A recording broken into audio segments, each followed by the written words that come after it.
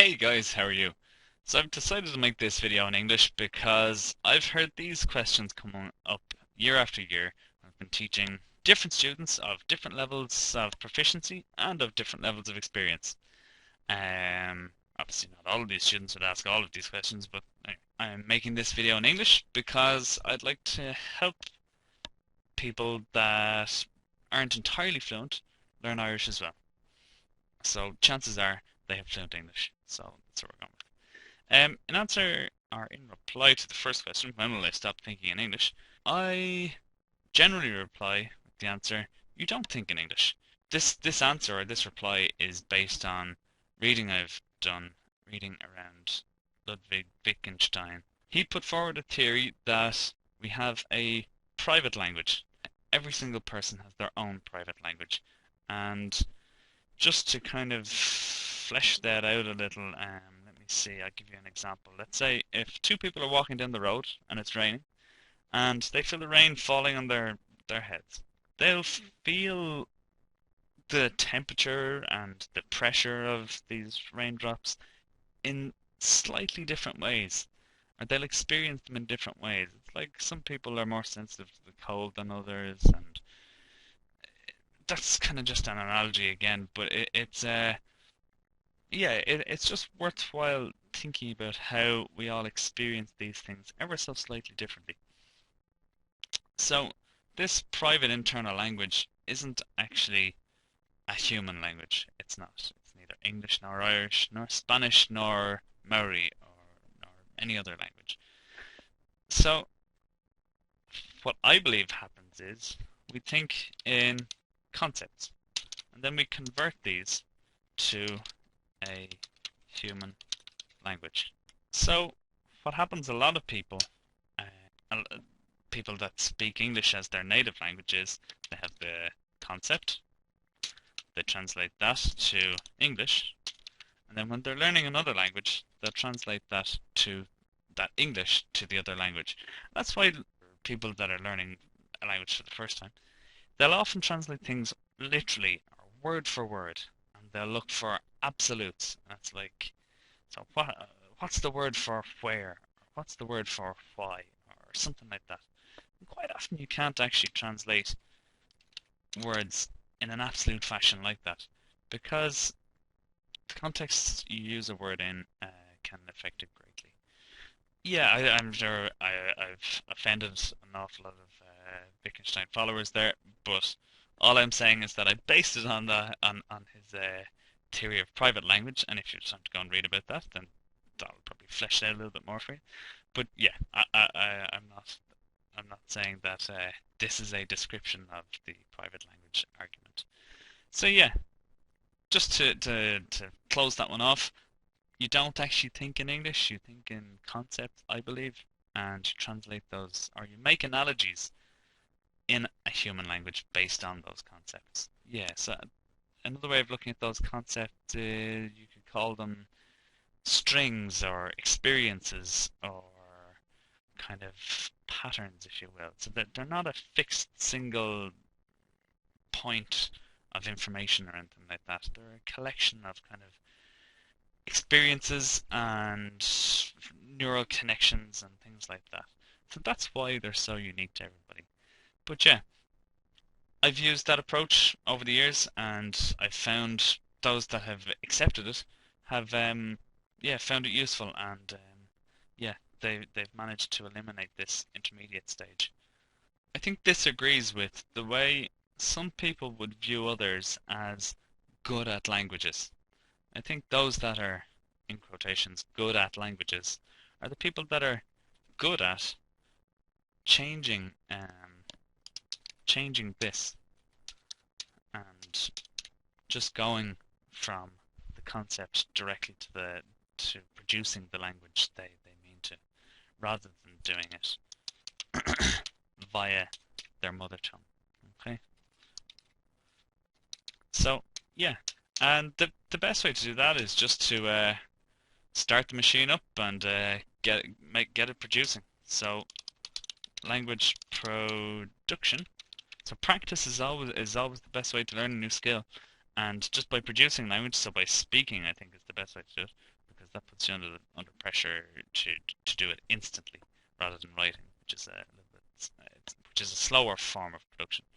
Yeah, I think speaking the language as often as you can is the best way to bridge this gap and to enable yourself to change from one language to another. Now, the second question here, is there an easy way to learn? Yeah, how to identify noun gender, how to conjugate verbs, know when to use a shevu and when not to. The nature of this question kind of betrays the person who asks it in a way. Why you want an easy way to learn something kind of makes me question your motives for learning a language. I mean, a language is a method of communication. It's not. I understand people have to do it for work, but there's probably a reason you have to do it for work. So, in terms of easy ways, yes, there are patterns in languages, but they are human languages, so there will be exceptions. So you will become frustrated when the exceptions interfere with the pattern you've learned. So just to answer these three very quickly, we have 5 noun declensions. They provide certain patterns. They're not absolute patterns, but they do provide certain patterns for identifying noun gender. Conjugation of verbs, yeah, again, we have, what is it, 11, 12 irregular verbs, and then we have a monosyllabic verb system and a multisyllabic verb system, and and then this last one of knowing when to use a shevu and when not to. Well, this is often changed with Uru as well.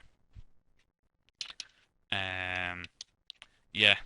So basically, experience a is the best way to learn. Is the best way to answer this question is just through experience. Now, a good teacher will be able to explain why you're using a shevu in one scenario and another, and you'll see that there are actually different reasons, and the shevu serves a different function in when it's being used in different pieces of grammar. So, for example, the shevu will denote a feminine noun when it's following the definite article, but equally the noun could be following the definite article and denote a masculine noun. So the feminine one would be in the nominative case and the masculine one would be in the genitive case.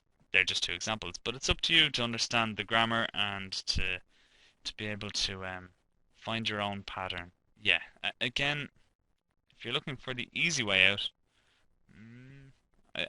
I would encourage you just to be curious about why this particular shevu in whatever example is in front of you, why that particular shevu is happening. And that will teach you more than this easy fix will. Okay? I've kind of answered this question already. What's the word for? And the only reason I've put this here is just to encourage people to avoid translating things one for one. Okay?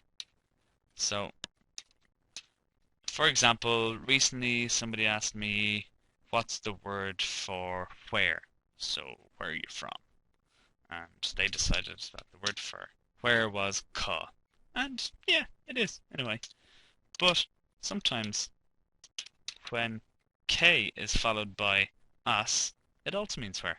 So, it's just an example of how if you look in human languages for one-for-ones, you'll invariably be let down. What I recommend is learning how you want to phrase something, because you may not realize it, but you've already made decisions like that in your own mother language, or mother tongue. So yeah, I recommend applying this sort of ethic to the language you're learning as well. And hopefully that will help you learn the language, learn how to speak the language, and learn how to communicate with the language. Use it as a system of communication rather than something that you need to match up to another language. Because again, I think that leads us back to 1.1 there, where if you're matching everything up, then you'll always be translating from your native language to the learned language. Okay, so and then the final point on the that doesn't sound right argument comes up as ah, that's just English.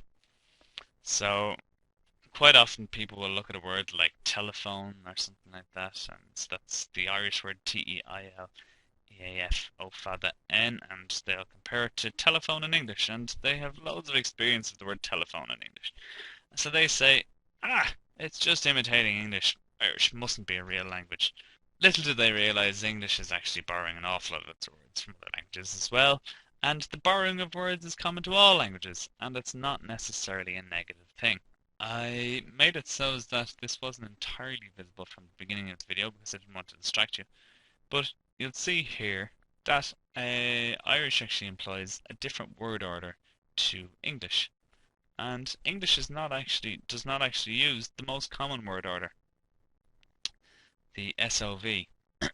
So S stands for subject, O stands for object, and V stands for verb. So an example of an SVO versus a VSO would be, let me see, tá mé an seo being the Irish, the VSO, tá being the verb, may being the subject, and an seo filling in for the object. And then in English you have I, the subject, may, am, the verb, and then here. Okay? As you can see there are some examples here. But yeah, no, just learning this word order can help show you what makes a language a language. And I wouldn't worry about these borrowings from other language. It's been happening for centuries. Um, the other thing is if a teacher tells you that a word is, let's say a term, is the Irish translation of another term, there's probably a reason for that, and people have probably gone to great lengths to translate that term. So you coming in as a learner and telling the teacher and implying as well that the terminologist is wrong in their translation. Think about what's happening there and how it's a little strange that as a novice you're telling people that are experts or people that are professionals in the language that what they've done is wrong. So yeah, just a couple of things to think about.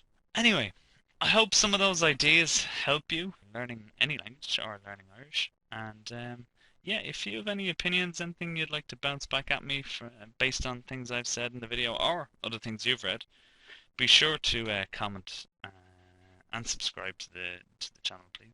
This isn't a total picture. These are just a few notes based on my experience teaching language over the last 5 or 6 years. Anyway, thanks for watching.